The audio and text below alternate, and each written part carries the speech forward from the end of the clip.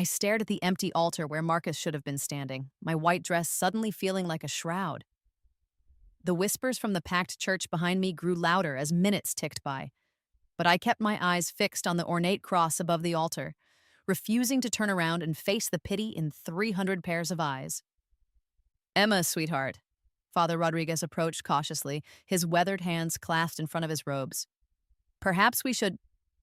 He's coming, I whispered, though my voice cracked on the words. He's just running late. But even as I said it, I felt the cold certainty settling in my chest like ice. Marcus wasn't coming. Not today, not ever.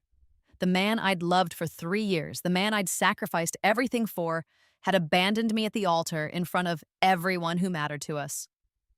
My phone buzzed in the small purse my maid of honor held. Sarah's face had gone ashen as she read the screen. She looked up at me with tears in her eyes and slowly shook her head. I didn't need to read the message to know what it said. The way Sarah's mouth formed a perfect O of shock. The way my future mother-in-law suddenly stood up, in the front pew with her hand pressed to her chest. The way Marcus's best man, his older brother Daniel, clenched his jaw so hard I could see the muscle twitching from 20 feet away. Marcus had run, just like that. 3 years of my life, my entire savings account drained for this wedding, my reputation and my future, all of it crumbling in real time while I stood there in a dress that had cost more than my car. But what nobody in that church knew, what even I had only recently discovered, was that this humiliation was about to become the best thing that ever happened to me. Because 6 months ago, I had died in a car accident on my way home from my bachelorette party planning meeting. And somehow, impossibly, I had woken up in this same life with all my memories intact, given a second chance to see what was really happening around me. In my first life, Marcus had gone through with the wedding. We'd had 2 miserable years of marriage before I discovered he'd been cheating with my stepsister Veronica since before our engagement. He'd married me for my trust fund, the inheritance from my grandmother that I wouldn't receive until I was married. The divorce had been brutal, leaving me broken, while he and Veronica lived off my money. But this time, I'd seen the signs. This time, I'd been ready. Looking back, the red flags had been everywhere from the beginning.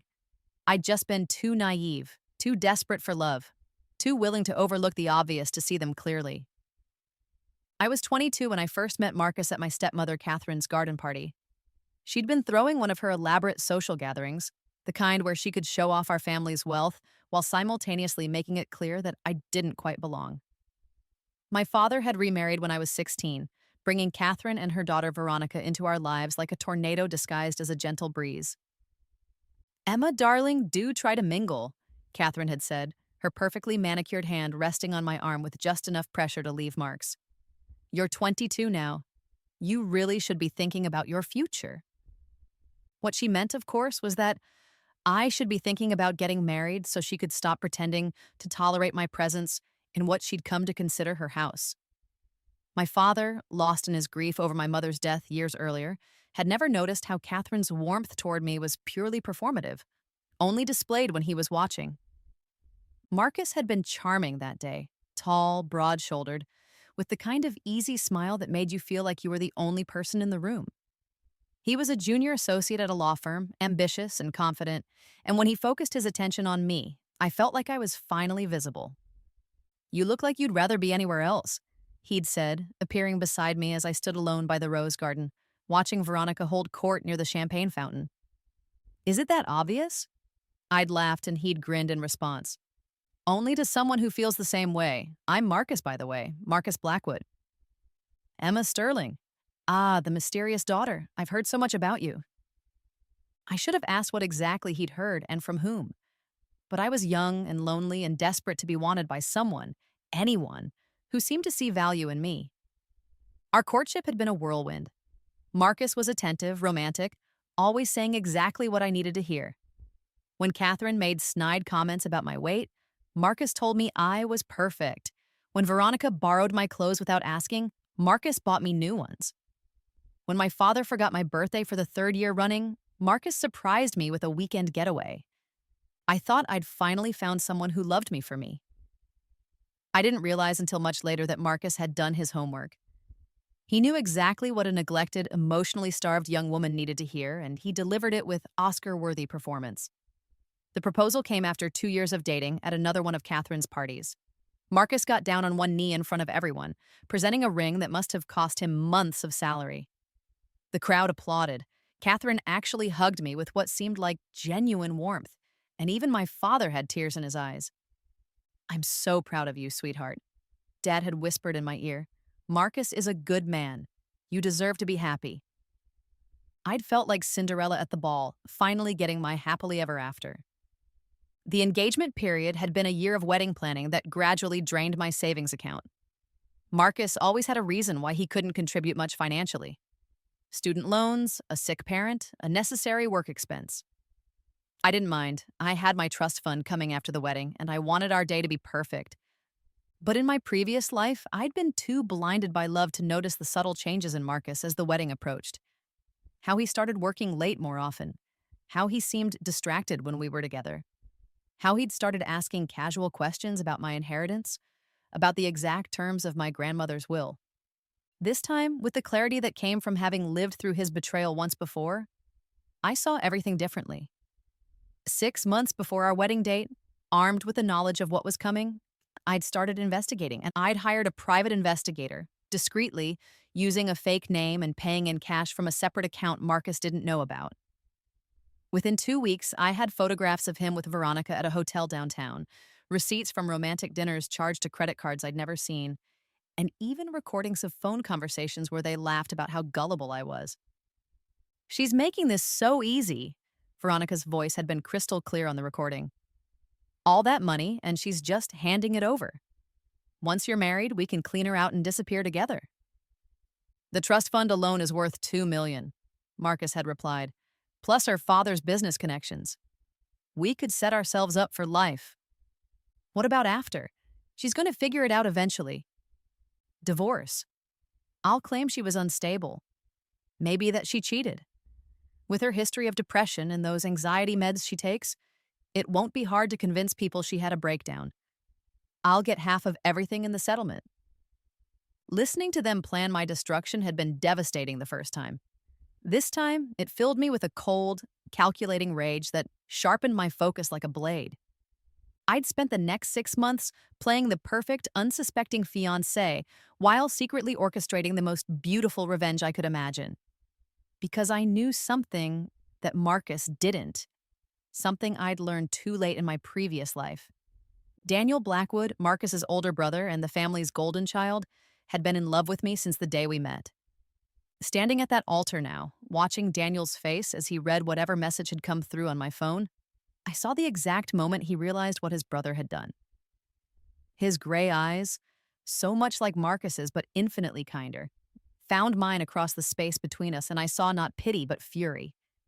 Daniel was everything Marcus pretended to be. Where Marcus was charming, Daniel was genuine. Where Marcus was ambitious, Daniel was accomplished. Where Marcus had to borrow money for my engagement ring, Daniel owned a tech company worth $50 million.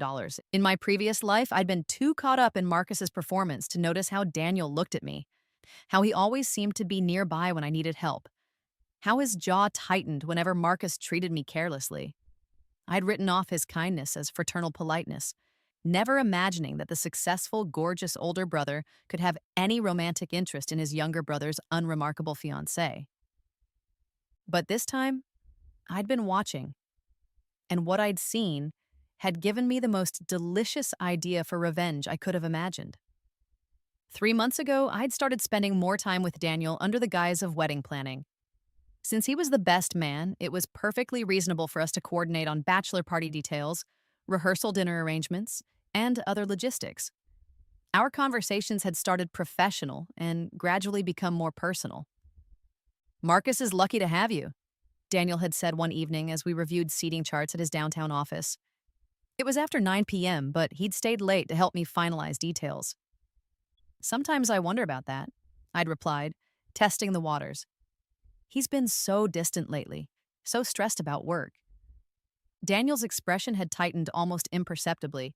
"Emma, can I ask you something?" "Of course. Are you happy? Really, truly happy?" The question had hung in the air between us, loaded with implications I was finally ready to explore. In my first life, I would have immediately reassured him that everything was perfect. This time, I'd let my mask slip just a little. I want to be, I'd said quietly. I thought I would be by now.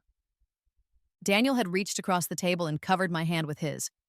The touch had sent electricity shooting up my arm, making me realize that what I'd felt for Marcus had been a pale imitation of real attraction. You deserve to be happy, Emma. You deserve someone who sees how incredible you are. Daniel. I'd started, but he'd pulled his hand back, professional distance returning. I'm sorry, I shouldn't have. You're marrying my brother. I have no right to say these things. But the seed had been planted. For both of us. Over the following weeks, our interactions had become charged with unspoken tension. Daniel would find excuses to see me, helping with wedding vendors, offering his connections to ensure everything was perfect. And I, armed with the knowledge of Marcus's betrayal, had allowed myself to see Daniel clearly for the first time. He was brilliant, having built his tech company from nothing after dropping out of Stanford to care for his sick mother. He was generous, quietly funding scholarships for underprivileged students without seeking recognition. He was loyal to a fault, which was why he'd never acted on his feelings for his brother's fiancé, despite the obvious cracks in Marcus's facade. But most importantly, he was everything I'd thought I'd found in Marcus, only real. 2 weeks ago, I'd made my move. I'd called Daniel, voice carefully modulated to sound distressed. Daniel, I'm sorry to bother you, but I think something's wrong with Marcus. He's been acting so strange, and I found some things. Could we meet? I don't know who else to talk to. We'd met at a quiet cafe across town, far from anywhere we might be seen by mutual acquaintances. I'd shown him some of the evidence I'd gathered, not all of it, just enough to plant doubt. These charges on a credit card I've never seen, I'd said, sliding the papers across the table. Hotel bills, expensive dinners. When I asked him about them, he said they were client meetings, but Daniel's face had gone stone cold as he reviewed the evidence. Emma, these dates? Weren't you visiting your sick aunt in Portland that weekend? Yes. Marcus said he was working late all weekend. I'd watched Daniel's world shift as he processed what I was showing him. The brother he'd looked up to his entire life, the brother he'd defended and supported and loved unconditionally, was not the man he'd believed him to be. There's more, I'd said softly. I hired an investigator. I'm sorry, I know he's your brother, but I had to know. The photographs had been devastating. Marcus and Veronica wrapped around each other in the hotel lobby. Marcus with his hand on Veronica's pregnant belly, a pregnancy I'd known nothing about in my first life, but had suspected might exist this time around. Daniel had sat in silence for a long time, studying the images with the careful attention he usually reserved for complex business problems. Finally, he'd looked up at me with eyes full of pain and anger. How long have you known? I suspected for a while, but I got confirmation last week. And you're still going through with the wedding? This was the crucial moment, the pivot point around which my entire plan turned. I'd leaned forward, letting him see the hurt and determination in my eyes. I don't know what else to do. I've put everything into this wedding, Daniel. My savings, my reputation, my future. If I call it off now, I'll be ruined. Everyone will want to know why, and the truth will destroy not just Marcus, but your family's reputation too. Emma, you can't marry him knowing this. I can't not marry him either. I have nowhere else to go, no way to support myself. My trust fund doesn't vest until I'm married, and my stepmother has made it clear I'm not welcome in my father's house much longer. I'd watched the wheels turning in Daniel's brilliant mind, seeing him work through the implications, the obstacles, the potential solutions. And then, just as I'd hoped, he'd arrived at the conclusion I'd been leading him toward. What if there was another option? What do you mean? What if you didn't have to marry Marcus to access your inheritance? What if there was another way? The trust fund's terms were specific. I had to be married by my 25th birthday or the money would revert to various charities, but they didn't specify who I had to marry. Daniel, what are you suggesting? Marry me instead. The words had hung between us like a bridge I'd been building for months without him realizing it. I'd let my eyes widen in shock, let my voice catch with emotion. I can't ask you to do that. It wouldn't be fair to you. Emma, I've been in love with you since the day we met. Watching you with Marcus has been torture, especially knowing he doesn't deserve you. This way, you get your independence, your security, and I get the chance to show you what it feels like to be truly loved. But it would be a marriage of convenience. You'd be trapped with someone who doesn't what? Love me back? He'd reached across the table and taken my hands in his. I'm willing to take that chance. I'd rather have you as my wife, even if you never love me the way I love you, than watch you throw your life away on someone who's using you. I'd pretended to wrestle with the decision for several days, letting him think he was convincing me while I put the final pieces of my plan into place. The beauty of it was that Daniel thought he was saving me when really I was orchestrating the perfect revenge against everyone who'd wronged me. Marcus would lose not only my money, but his brother's respect and love. He'd be exposed as a cheating fraud in front of everyone who mattered to him professionally and socially.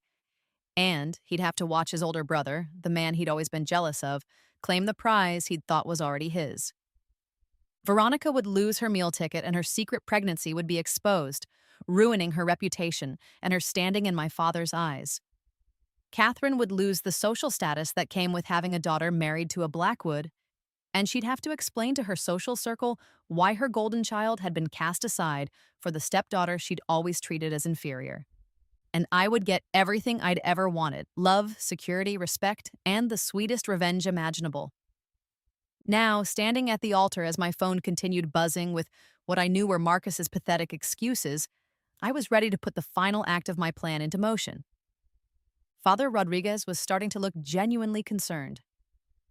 Emma, my dear, perhaps we should make an announcement. Actually, Father, I said, my voice carrying clearly through the suddenly quiet church, I think we should proceed with the ceremony. A confused murmur rippled through the congregation. Sarah grabbed my arm, her eyes wide with concern. Emma, what are you talking about? Marcus isn't here. No, I agreed, turning to face the 300 guests who'd come to witness what they thought would be my humiliation. He isn't. But his brother is. I looked directly at Daniel, who was standing frozen in his position beside where Marcus should have been. His gray eyes were wide with shock, but I could see the moment understanding dawned. Daniel Blackwood, I said, my voice carrying to every corner of the silent church. 6 months ago, you told me that I deserved someone who sees how incredible I am. You were right.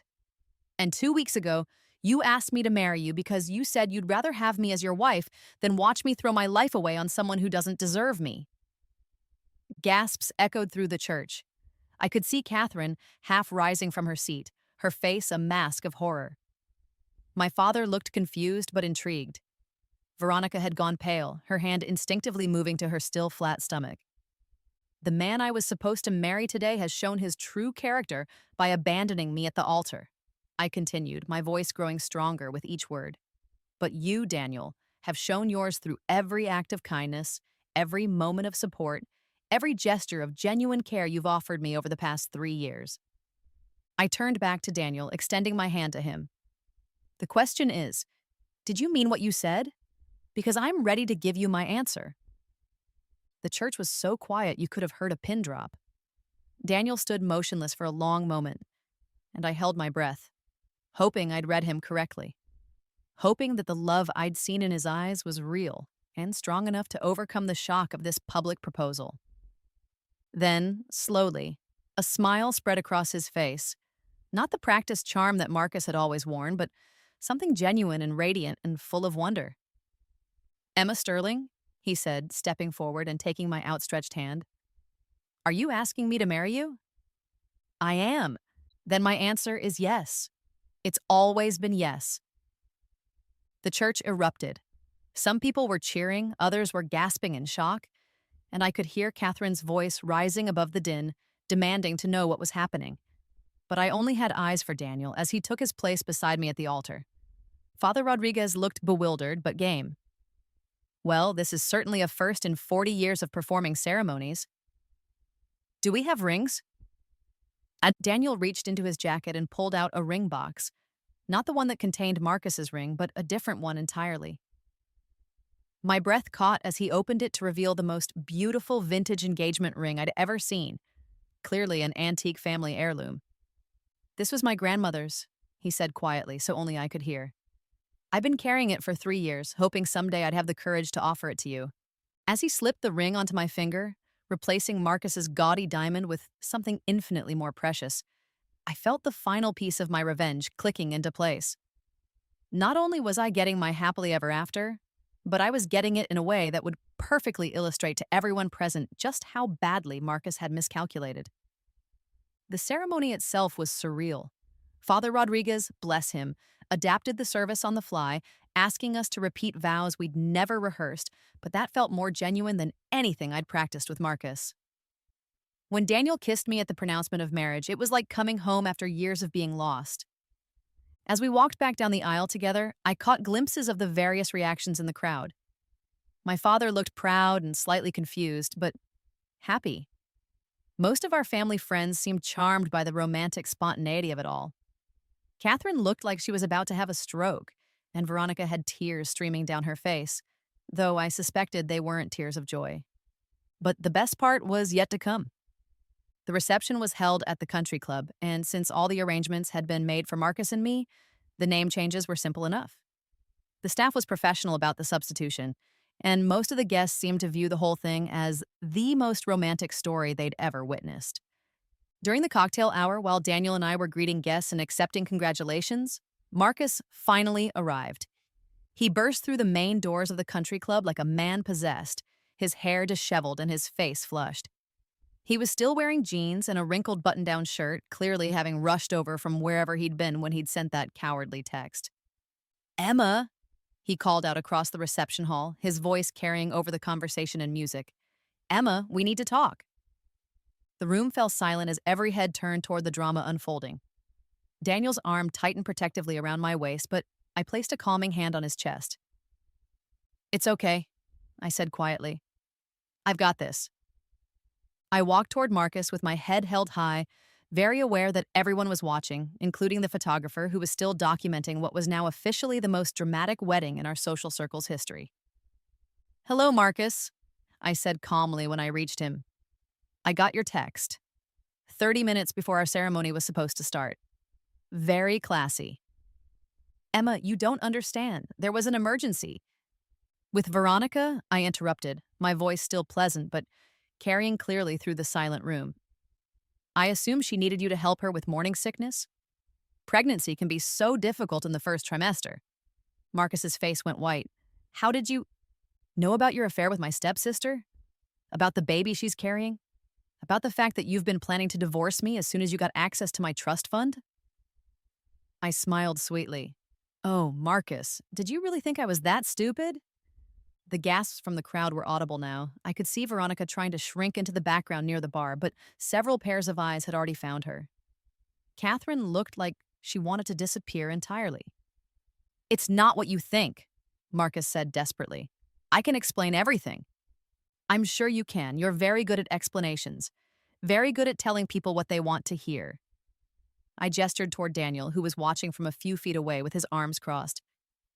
"But you see, I don't need your explanations anymore because I've learned what it feels like to be with a man who actually loves me." "You married my brother?" Marcus's voice cracked on the words. "Emma, this is insane. You can't just..." "Can't just what? Move on from a man who abandoned me at the altar? Can't just choose someone who actually deserves my love?" I stepped closer, lowering my voice so only he could hear. "Or can't just take your brother's attention away from you for once in your life?" That hit home. Marcus had always been jealous of Daniel's success, his wealth, his ease in the world. Now he was realizing that he'd lost not just a fiancé, but his brother's respect and love as well. "This isn't over," he said, but there was no conviction in his voice. "Yes, it is." I held up my left hand, letting the light catch the diamonds in Daniel's grandmother's ring. "It's been over for months, Marcus. I just wanted you to know that when you walked away today, you weren't just losing me. You were losing the best thing that was ever going to happen to you." I turned and walked back to Daniel, who was watching the whole exchange with a mixture of admiration and amazement. As I reached him, he pulled me into his arms and kissed me deeply, making it clear to everyone in the room, especially Marcus, exactly where I belonged. The rest of the reception was magical. Daniel was the perfect husband, attentive and loving, and clearly over the moon with happiness. We danced to songs that had been chosen for Marcus and me, but they felt like they'd been written for Daniel and me instead. During our first dance, as we swayed together to At Last by Etta James, Daniel whispered in my ear, "I still can't believe this is real." "Believe it," I whispered back. "You saved me, Daniel, in every way a person can be saved." "You saved yourself, Emma. I just got lucky enough to be here when you decided you deserved better." As the evening wore on, the satisfaction of my revenge grew sweeter. Marcus had left shortly after our confrontation, but not before I'd seen him having a heated conversation with Veronica near the parking lot. Whatever illusions they'd had about their future together seemed to be crumbling as the reality of their situation set in. Catherine made a stilted speech about being thrilled to welcome Daniel to the family, but I could see the panic in her eyes. With Veronica's pregnancy exposed and her affair public knowledge, Catherine's social standing was about to take a serious hit. And with me now married to one of the wealthiest men in the city, the power dynamic in our family had shifted dramatically. My father, meanwhile, seemed genuinely happy about the turn of events. During the father-daughter dance, he told me he'd always liked Daniel better anyway. "That boy has substance," he said as we waltzed. "Marcus always seemed like he was performing, but Daniel's the real deal. I'm proud of you for choosing him." "Actually, Dad, he chose me. 3 years ago, apparently. I was just too blind to see it." "Sometimes the best things happen when we're not looking for them," he said with a smile. "Your mother would have loved this story." The mention of my mother made my eyes water. She died when I was 15, and I'd spent so many years wishing she could be there for my wedding day. Somehow, this felt like she was. The evening's final triumph came during the bouquet toss.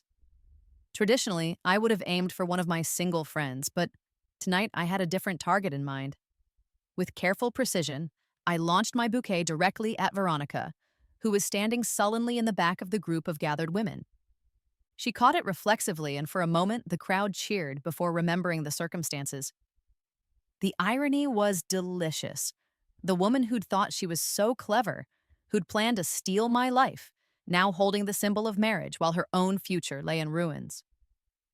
As Daniel and I left for our honeymoon, a spontaneous trip to his villa in Tuscany that we'd booked during the reception, I felt a profound sense of completion. The scared, naive girl who'd been so desperate for love that she'd ignored every red flag had been transformed into a woman who knew her own worth. But the story wasn't over yet. The best part was still to come.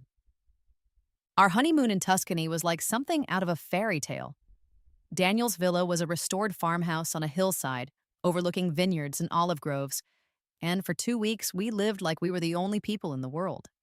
He was tender and passionate and completely devoted to making me happy, and I found myself falling genuinely in love with the man I'd married for revenge. When we returned to the States, the full consequences of that dramatic wedding day were waiting for us. Marcus had been fired from his law firm. Apparently, the managing partners had taken a dim view of his very public humiliation and the questions it raised about his character and judgment. Word had spread quickly through their professional network, and no other reputable firm would touch him. Veronica had been cut off by my father, who'd been horrified to learn about her affair and pregnancy. Catherine had tried to defend her daughter, but the evidence was overwhelming, and my father had finally seen through the performance she'd been giving for years. They'd been asked to move out of the family home, and Catherine's social circle had largely frozen them out. But the most satisfying consequence was what happened to the money Marcus had been counting on. In my previous life, he'd succeeded in accessing my trust fund through our marriage. This time, that money was safely in my control as Daniel's wife. But more than that, Daniel's wealth meant I could afford to be generous in ways that highlighted just how much Marcus had lost. I used part of my inheritance to establish a scholarship fund for young women from difficult family situations. Women like I had been, who needed support to escape toxic environments. The announcement was covered in all the local papers with photos of Daniel and me at the charity launch, looking radiantly happy. I made sure Marcus saw every article. 6 months after our wedding, Daniel and I hosted a charity gala at our new home, a stunning estate we'd purchased together, where I finally had the space and freedom to create the life I'd always dreamed of. The guest list included everyone who'd been at our wedding, plus the cream of the city's social and business elite. Marcus wasn't invited, of course, but Veronica was working as a waitress for the catering company, her pregnant belly clearly visible under her black uniform. The irony was almost too perfect. The woman who'd thought she was so much better than me, who'd mocked my humble background and plain appearance, was now serving champagne to guests who treated her as invisible. When she approached Daniel and me during the cocktail hour, her face was a mask of humiliation and rage. "Congratulations on your beautiful home," she said through gritted teeth as she offered us glasses from her tray. "Thank you, Veronica," I replied graciously. "How are you feeling? Pregnancy must be difficult when you're working on your feet all day." The jab hit home. She'd been forced to take whatever work she could find after being cut off by my father, and her condition made most jobs difficult to maintain. "I'm managing," she said stiffly. "I'm sure you are. You always were resourceful." I paused, then delivered the final cut. "By the way, I hope Marcus is helping with the expenses. Babies can be so costly." Her face crumpled slightly. "Marcus and I, we're not together anymore." Of course they weren't. Once the money was no longer accessible, Marcus had abandoned Veronica just as quickly as he'd abandoned me. She was facing single motherhood with no support system and no financial resources, while I was living in luxury with a man who adored me. "I'm sorry to hear that," I said, and I almost meant it. "If you ever need anything, a reference for a job or help with medical expenses, please don't hesitate to ask. We women need to support each other." It was a masterclass in gracious victory. I was offering help to the woman who'd tried to destroy me, not out of weakness, but from a position of such strength that I could afford to be magnanimous. The message was clear. I had won so completely that I could be kind to my former enemies without any risk to myself. After she moved away to serve other guests, Daniel pulled me aside, his eyes shining with admiration. "You're incredible," he said. "Do you know that?" "I'm vindictive," I corrected with a smile. "There's a difference." "No, you're strategic and compassionate and absolutely brilliant." He kissed me softly. "I fall more in love with you every day." The sincerity in his voice made my heart skip. What had started as a marriage of convenience and revenge had become the greatest love story of my life. Daniel didn't just love me. He saw me clearly, understood my complexities, and admired my strength rather than trying to diminish it. A year after our wedding, I threw a first anniversary party that was covered by 3 different society magazines. The photos showed Daniel and me laughing together on the terrace of our home, surrounded by friends and family who genuinely cared about us. I was wearing a designer dress that cost more than Marcus's monthly salary at whatever job he'd managed to find, and my happiness was radiant and real. The final piece of my revenge came when Daniel's company went public and made us both incredibly wealthy. The business pages ran stories about the tech wunderkind and his brilliant wife, who was using her platform to advocate for women's rights and support various charitable causes. Marcus, meanwhile, had moved to a different state and was working as a public defender, making a fraction of what he'd earned at his prestigious firm. He'd contacted me once, about 6 months after the wedding, with a rambling email about how sorry he was and how he'd made the biggest mistake of his life. I'd shown the email to Daniel, and we'd laughed about it together before deleting it without responding. Marcus wasn't worth my time anymore, not even for the satisfaction of telling him exactly how little I thought of him. The best revenge, I'd learned, wasn't making your enemies suffer. It was becoming so happy and successful that their opinions ceased to matter entirely. 2 years after that dramatic wedding day, I was pregnant with our first child, a daughter we planned to name after Daniel's grandmother, the woman whose ring I still wore every day. As I sat in the nursery of our beautiful home, rubbing my growing belly and planning for our future, I thought about the scared young woman I'd once been. That Emma had been so desperate for love that she'd accepted scraps and called them a feast. She'd been willing to sacrifice her happiness, her security, and her self-respect for the illusion of being wanted. This Emma knew her worth. She had a husband who treated her like a queen, wealth enough to help others, and the satisfaction of having turned her greatest humiliation into her greatest triumph. Sometimes I wondered what would have happened if I hadn't died and been given that second chance. Would I have married Marcus and spent years in misery before discovering his betrayal? Would I have let Catherine and Veronica continue to make me feel small and worthless? Would I have missed out on the kind of love that made every day feel like a gift? But there was no point in dwelling on alternative histories. I had been given an extraordinary opportunity to rewrite my story, and I'd made the most of it. The naive girl who'd stood at that altar waiting for a man who didn't deserve her was gone, replaced by a woman who'd learned to value herself enough to demand the love she deserved. On our second wedding anniversary, Daniel surprised me with a renewal of our vows, a small, intimate ceremony with just our closest friends and family, including my father, who'd become a doting grandfather to be. This time, there was no drama, no last minute substitutions, no question about whether the groom would show up. This time, I was marrying my best friend, my partner, my soulmate, the man who'd loved me when I couldn't love myself, and who'd waited patiently for me to find my way to him. As we exchanged new rings, matching platinum bands engraved with the date of our first wedding, the day everything changed, I looked out at the small gathering of people who truly mattered to us. My father, beaming with pride as he held our 6-month-old daughter. Daniel's parents, who'd welcomed me into their family with open arms and genuine warmth.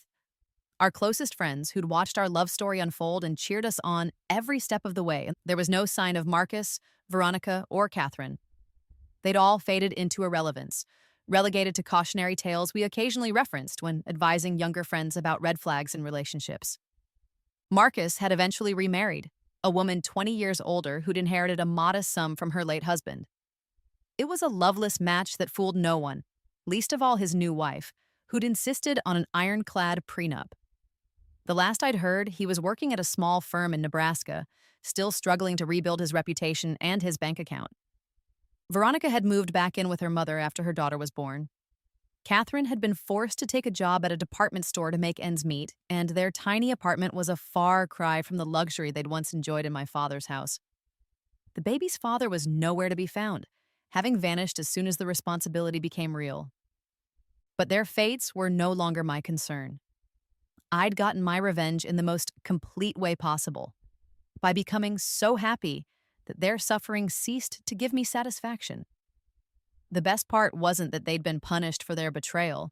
It was that I'd moved so far beyond them that their very existence had become irrelevant to my joy. 3 years later, as I stood in the garden of our estate watching Daniel teach our daughter to walk while our son napped in his stroller, I marveled at how completely my life had transformed. The scared girl who'd been willing to settle for Marcus's crumbs had become a woman who commanded respect in boardrooms, supported other women through her foundation work, and was raising children who would never question their worth the way I once had. "Mama," our daughter called, taking 3 wobbly steps toward me before tumbling into the soft grass with a giggle. Daniel scooped her up, spinning her around as she shrieked with delight.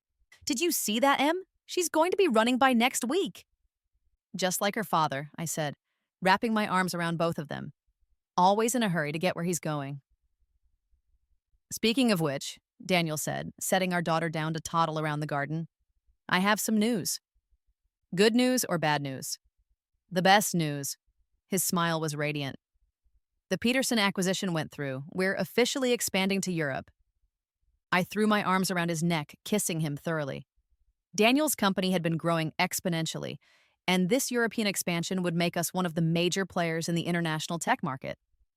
More importantly, it meant we'd have the resources to expand my foundation's work globally, helping women in situations similar to what mine had been. "I'm so proud of you," I said against his lips. "You've worked so hard for this." "We've worked hard for this," he corrected. "None of this would mean anything without you and the kids." As we held each other in our beautiful garden, surrounded by the life we'd built together, I thought about the power of second chances. Not everyone got to die and come back with the knowledge to fix their mistakes, but everyone had the opportunity to learn from their past and choose differently going forward. The key was recognizing your worth, refusing to accept less than you deserved, and having the courage to walk away from people who didn't appreciate what you brought to their lives. Sometimes the best revenge wasn't plotting elaborate comeuppances. It was simply becoming so successful and happy that your enemy's opinions became meaningless. 5 years after that dramatic wedding day, I published a memoir about my journey from victim to victor.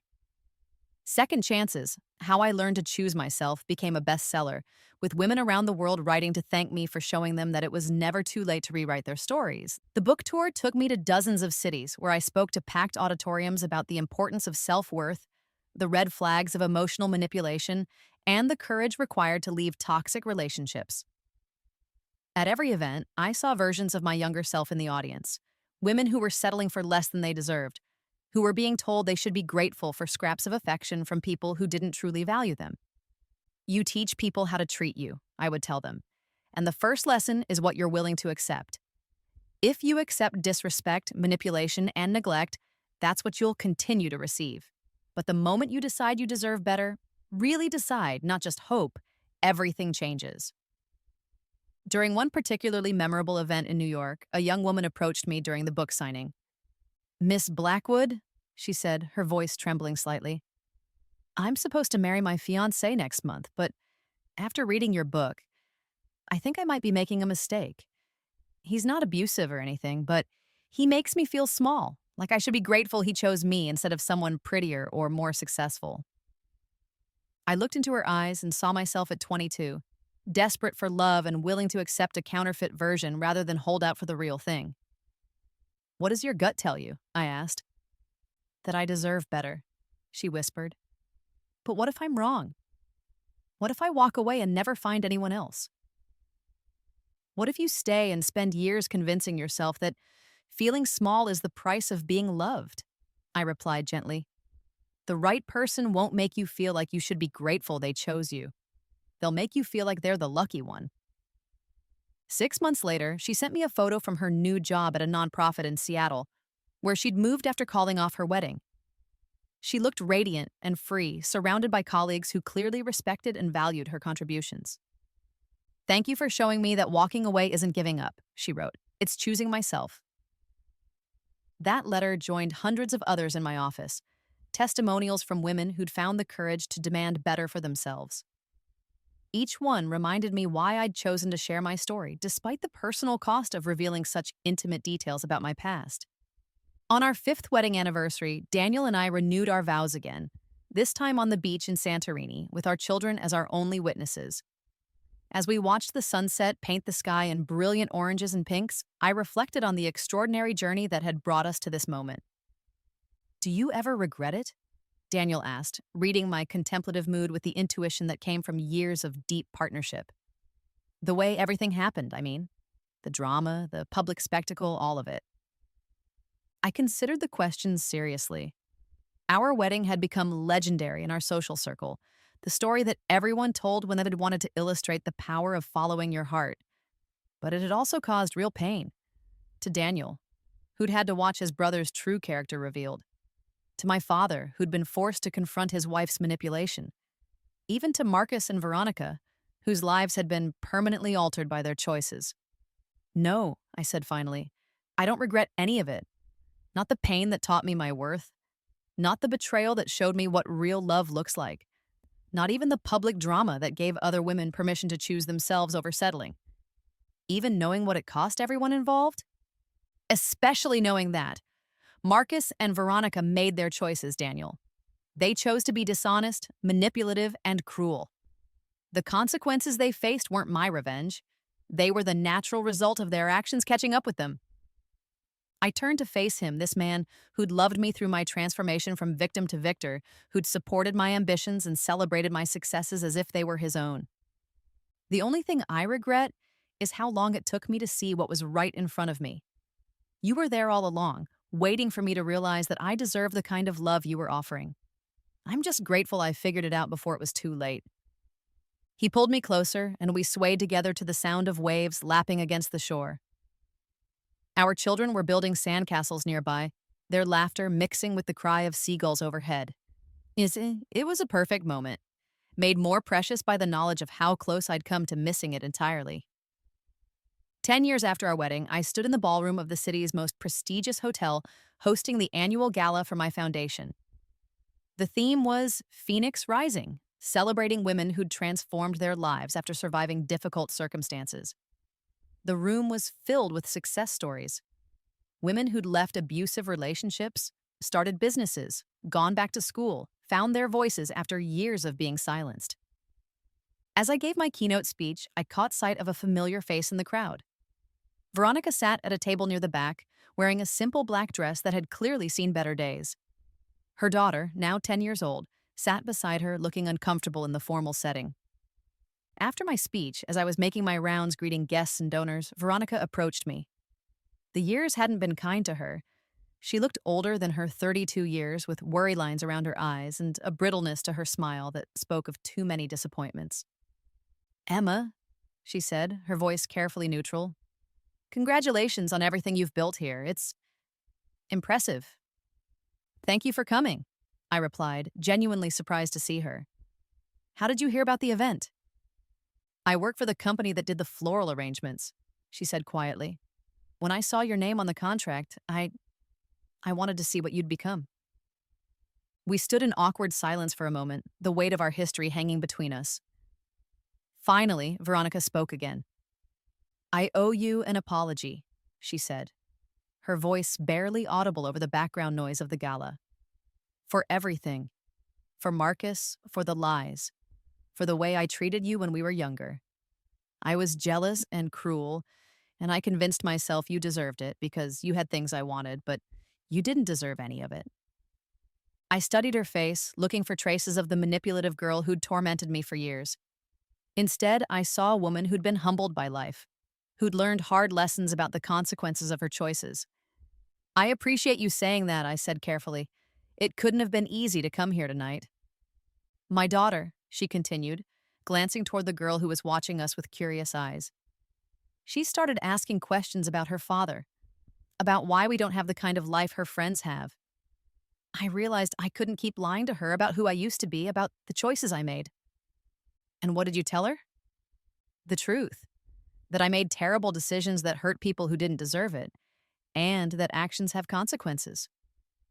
She took a shaky breath. "I also told her about you, about how you turned your pain into something that helps other people. I wanted her to understand that it's never too late to choose to be better." I felt something shift inside me. Not forgiveness exactly, but a kind of closure I hadn't realized I needed. Veronica's apology didn't erase the years of cruelty or the betrayal, but it acknowledged the reality of what had happened and took responsibility for her part in it. "Your daughter is lucky to have a mother who's honest with her," I said. "That's not always easy, but it's important." "Emma, I know I have no right to ask this, but would you consider meeting with her sometime? She's struggling in school and she could use a role model. Someone who shows her that making mistakes doesn't define you forever." The request surprised me. The idea of mentoring Veronica's daughter, the child of my former tormentor, and the man who'd betrayed me, was almost surreal. But as I looked at the girl, I saw something of myself at that age. Uncertain, looking for guidance, trying to figure out her place in the world. "What's her name?" I asked. Grace Sterling." She'd given the child my maiden name, I realized. I thought she should have a name that represented strength instead of the chaos her father brought to our lives. That night, as Daniel and I drove home from the gala, I told him about my conversation with Veronica. "You're thinking about mentoring her daughter," he said. It wasn't a question. He knew me well enough to read the decision in my voice. "Is that crazy? After everything?" "It's generous," he said thoughtfully. "But then again, generosity has always been your superpower. Even when you were plotting your revenge, it was ultimately about creating something better, not just tearing down what existed."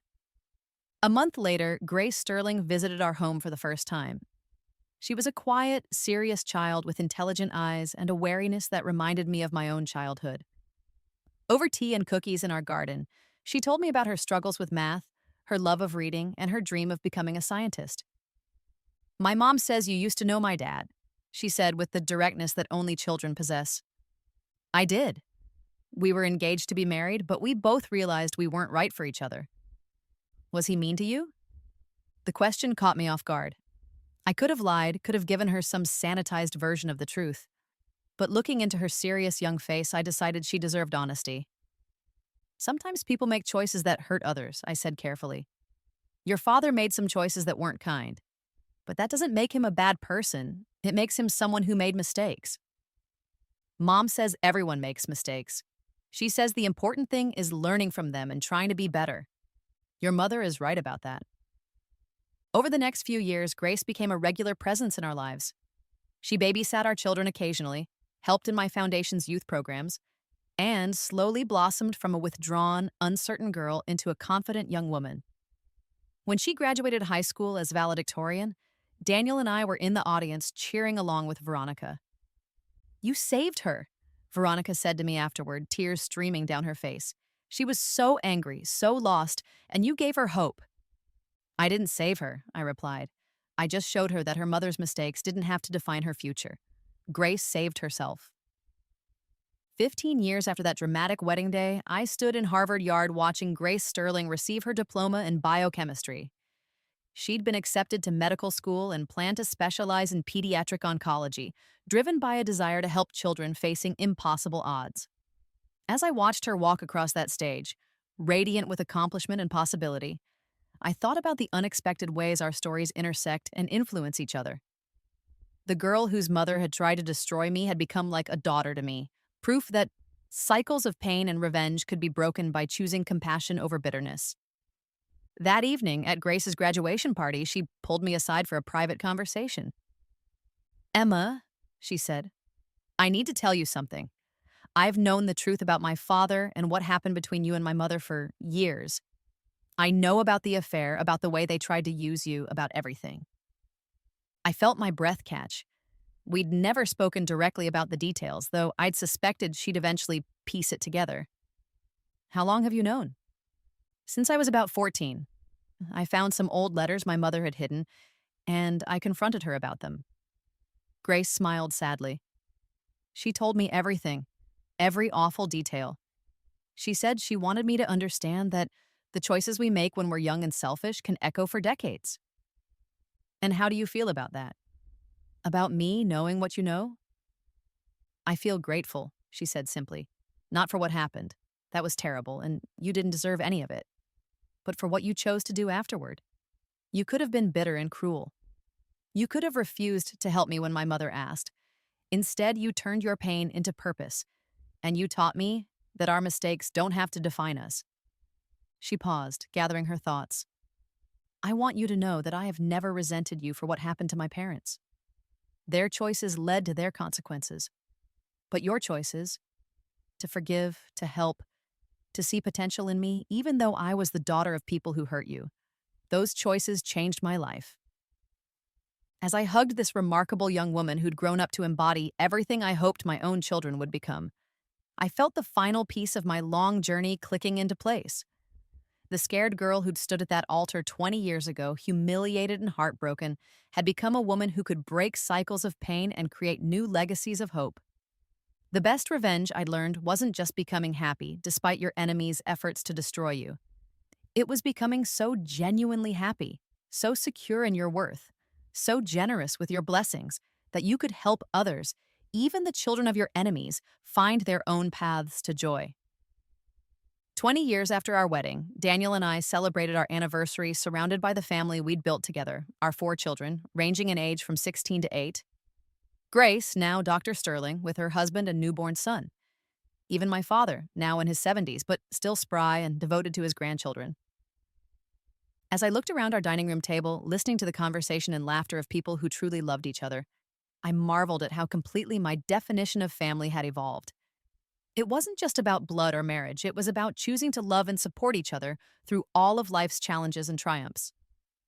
Marcus and Veronica were long-forgotten footnotes in a story that had become so much bigger and more beautiful than their small-minded schemes could have ever anticipated. They'd tried to use me, to diminish me, to steal my future for their own gain. Instead, they'd inadvertently launched me toward a life more wonderful than anything I could have imagined. That night, as Daniel and I sat on our terrace under a canopy of stars, he asked me the same question he'd posed years earlier in Santorini. "Any regrets?" I thought about the girl I'd been, so desperate for love that she'd ignored every warning sign. I thought about the woman I'd become, confident in her worth and generous with her blessings. I thought about all the lives that had been touched and changed by the ripple effects of that one dramatic decision to marry the right brother instead of the wrong one. None, I said, settling into his arms with the contentment of someone who had learned to choose joy over bitterness, growth over stagnation, love over fear. Not a single one. The girl who'd been abandoned at the altar had found her happily ever after, not just in marriage, but in becoming the kind of person who could turn betrayal into triumph, pain into purpose, and enemies into unexpected blessings. And that, I realized, was the very best revenge of all.